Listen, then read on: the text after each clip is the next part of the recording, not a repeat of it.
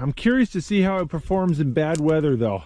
Maybe I can come back during a snowstorm and see how the shelter does. All right.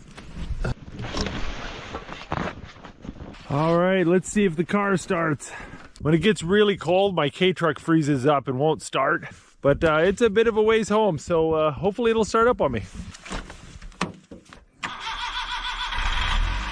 Ah, sure is nice when things work. Yeah, you definitely want to make sure that car is working before you put your fire out.